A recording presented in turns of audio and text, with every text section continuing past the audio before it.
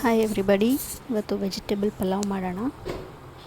So ಅದಕ್ಕೆಲ್ಲ ಏನೇನು ಬೇಕು ಅಂದ್ಬಿಟ್ಟು ನಾನು ಡಿಸ್ಕ್ರಿಪ್ಷನಲ್ಲಿ ಹಾಕಿರ್ತೀನಿ.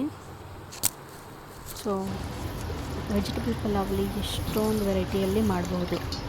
ಸೊ ಅದರಲ್ಲೂ ಒಂದು ವೆರೈಟಿನ ಇವತ್ತು ತೋರಿಸ್ತೀನಿ.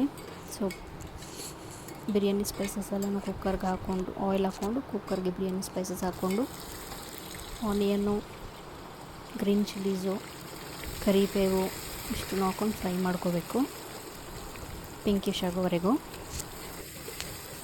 ಈ ಒಗ್ಗರಣೆ ಹಾಕೋ ಟೈಮಲ್ಲೇ ಅಕ್ಕಿನ ನೆನೆಸಿಟ್ಕೊಂಡ್ರೆ ಅದು ಅಕ್ಕಿನ ಕುಕ್ಕರ್ಗೆ ಹಾಕುವಷ್ಟರೊಳಗಡೆ ಕರೆಕ್ಟಾಗಿ ನೆನೆದಿರುತ್ತೆ. ಸೊ ಬೆಟರ್ ಯಾವಾಗಲೂ ಅಕ್ಕಿನ ಮೊದಲೇ ನೆನೆಸೋದು ಬೆಟರ್ ಆಪ್ಷನ್. ಸೊ ಇದನ್ನು ಫುಲ್ ಚೆನ್ನಾಗಿ ಬಾಡಿಸ್ಕೋಬೇಕು. ನಾನು 400 ಗ್ರಾಮ್ಸ್ ಆಫ್ ರೈಸ್ಗೆ 1 kg ತರಕಾರಿ ತೊಗೊಂಡಿದ್ದೀನಿ. ಎಲ್ಲ ಕಟ್ ಮಾಡಿರುವಂಥ ತರಕಾರಿನ 1 kg ಅಷ್ಟು ತೊಗೊಂಡಿದ್ದೀನಿ.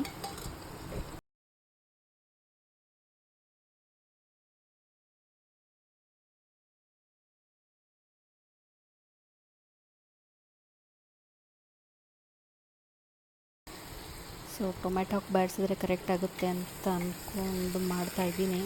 ಕರೆಕ್ಟ್ ಆಗುತ್ತೆ, ಬಟ್ ಸ್ಟಿಲ್ ಪಾತ್ರೆ ಅಂತ ಬಾಟಮ್ ಕಚ್ಚಿಸ್ಬಾರ್ದು, ಟೇಸ್ಟೇ ಚೇಂಜ್ ಆಗಿ ಹೋಗ್ಬಿಡುತ್ತಲ್ವ ಅಂದ್ಬಿಟ್ಟು ಮತ್ತೆ ಸ್ವಲ್ಪ ಆಯಿಲ್ ಹಾಕ್ಕೊತಾ ಇದ್ದೀನಿ. ಪಲಾವ್ಗೆಲ್ಲ ಆಯಿಲ್ ಸ್ವಲ್ಪ ಜಾಸ್ತಿ ಇದ್ರೇ ಚೆನ್ನಾಗಿರುತ್ತೆ. ಸ್ಪೈಸಸ್ ಇದ್ದರೆ ಸಾಕು, ಯಾರು ಬೇಕಿದ್ರೂ ಅಡುಗೆ ಮಾಡಿಬಿಡ್ಬೋದು. ಅಡುಗೆ ಏನು ಮಹಾವಿದ್ಯೆನೇ ಅಲ್ಲ, that is a basic human.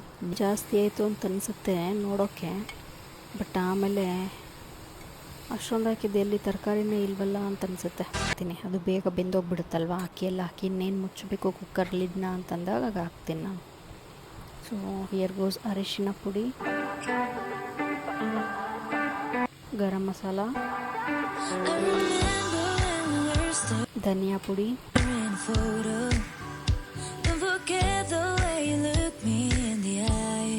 And biryani masala. ಇಷ್ಟ ಆಗ್ಬಿಟ್ಟು ತರಕಾರಿ ಹಾಕಿ ರೈಸ್ ಹಾಕಿ ಸಾಲ್ಟ್ ಆ್ಯಸ್ ಪರ್ ಟೇಸ್ಟ್ ಹಾಕ್ಕೊಂಡ್ರೆ ಮುಗೀತು, ಪಲಾವ್ ರೆಡಿ. 400 ಗ್ರಾಮ್ಸ್ ಆಫ್ ರೈಸ್ಗೆ ನಾನಿಲ್ಲಿ 750 ml ಆಫ್ ವಾಟರ್ ಹಾಕಿದ್ದೀನಿ. ಆ ತರಕಾರಿ ಜೊತೆಗೆ ರೈಸಿಗೆ ಸಾಕಾಗುತ್ತೆ. ಸೊ ಖಾರ ಕಡಿಮೆ ಆಯಿತು ಅಂದ್ಬಿಟ್ಟು ಇಲ್ಲಿ ಖಾರದ ಪೌಡರ್ ಹಾಕ್ಕೊತಾ ಇದ್ದೀನಿ. That's it. ಅದು ಬಾಯ್ಲ್ ಆಗುವಾಗ ರೈಸ್ ಹಾಕ್ಕೊಂಡು ಲಿಡ್ ಕ್ಲೋಸ್ ಮಾಡಿದ್ರೆ ಮುಗೀತು.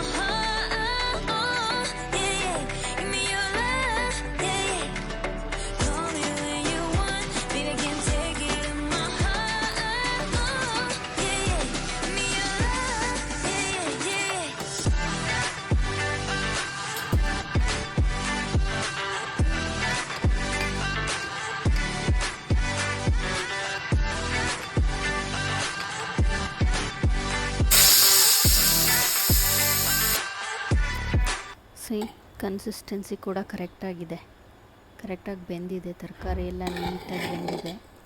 ನೋಡಿದ್ರೆ ಅಷ್ಟು ತರಕಾರಿ ಅಷ್ಟು ರೈಸಲ್ಲಿ ಪರವಾಗಿಲ್ಲ, ಅಲ್ಲಲ್ಲಿ ಕಾಣಿಸ್ತದೆ ಅಷ್ಟೇ. ಅದಕ್ಕೆ ನಾನು ಅಷ್ಟೊಂದು ತರಕಾರಿ ಹಾಕ್ಕೊತೀನಿ. ಕರೆಕ್ಟಾಗಿ ಬಂದಿದೆ. ಟೇಸ್ಟ್ ಕೂಡ ತುಂಬ ಚೆನ್ನಾಗಿದೆ. ನಾನು ಮತ್ತೆ ಬೇರೆ ವೆರೈಟಿ ಪಲಾವ್ ಮಾಡಿದಾಗೂ ಕೂಡ ತೋರಿಸ್ತೀನಿ.